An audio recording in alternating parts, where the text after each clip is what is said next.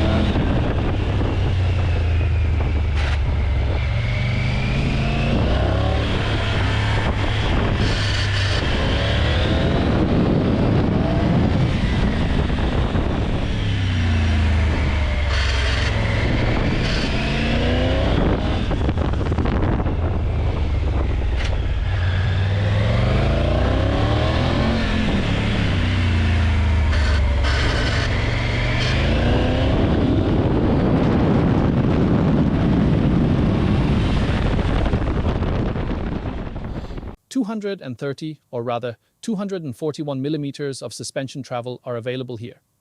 Those are seriously impressive figures, and in principle, if we fitted different tires, I could take one step over and do a lap on the motocross track with the Triumph Tiger 900 Rally Pro, but right now we have the Bridgestone A 41 tires fitted, and with these tires, I am of course perfectly equipped for asphalt.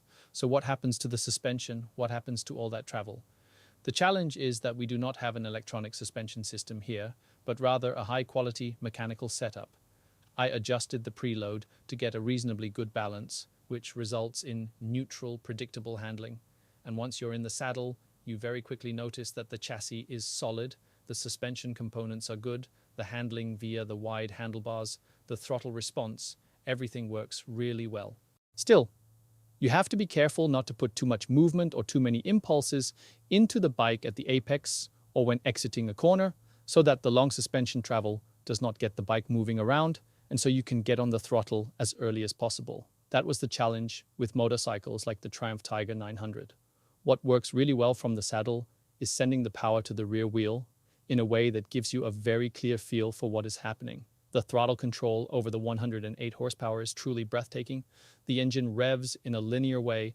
There is no sudden surge or hump. It just pulls smoothly upwards. That allows me to apply throttle gently even while cornering. That works beautifully. The brakes were also strong here on asphalt. The bike stayed stable. But as you noticed, we did scrape the foot pegs here and there. And unfortunately, I am a bit of a coward in that department.